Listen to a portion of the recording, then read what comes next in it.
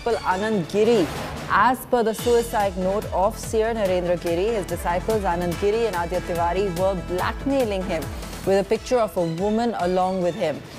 This is following the sudden death of the seer, and a lot of speculation around the death, given that we have a suicide note claiming that his disciples Anand Giri and Aditya Tiwari were blackmailing him with a picture of a woman along with him. We've now received notification of 14-day judicial custody coming in for the Mahant's disciple Anand Giri. He's being taken for 14-day judicial custody, and this is on the basis of that suicide note that we found with the seer, where he has said that his disciples, both Anand and Aditya Tiwari, were blackmailing him with a picture of a woman along with him.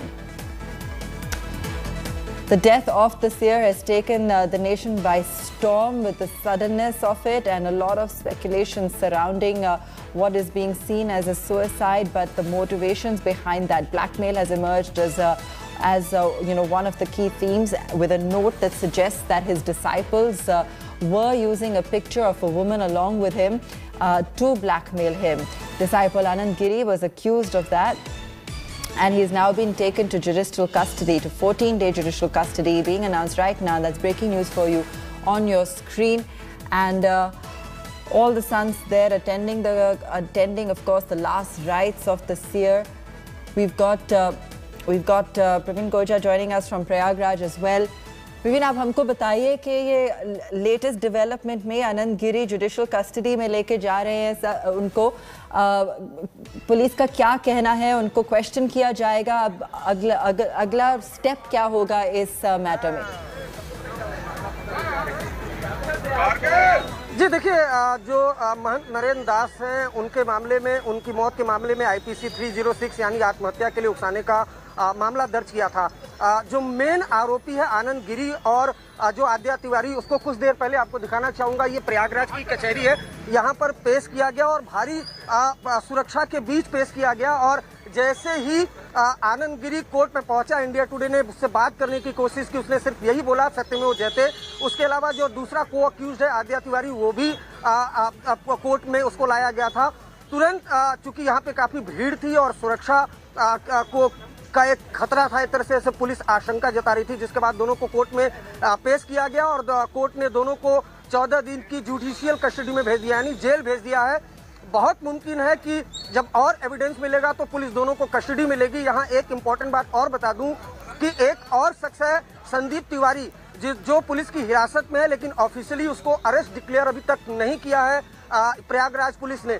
दोनों को, आनंद गिरी जो main आरोपी है इस पूरे case में, उसको पेश किया गया और आद्या तिवारी जो दूसरा को अक्यूज्ड है, दोनों का ही सुसाइड नोट में नाम था, उन दोनों को पेश किया गया कोर्ट में। और कोर्ट ने तुरंत ये फैसला सुनाया कि दोनों को 14 दिन की न्यायिक हिरासत में भेजा जाता है। तो दोनों को 14 दिन की न्यायिक हिरासत में भेज दिया है।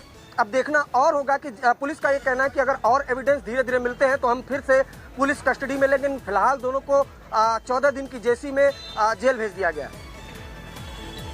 ओके, आनंद गिरी की तरफ से अभी तक क्या एक्सप्लेनेशन आया जो हमको बता सकते हैं आप? क्योंकि अभी तक काफ़ी स्पेकुलेशन है कि ये फोटो एग्जैक्टली क्या सजेस्ट कर रही थी, क्या ब्लैकमेल किया जा रहा था नरेंद्र गिरी को।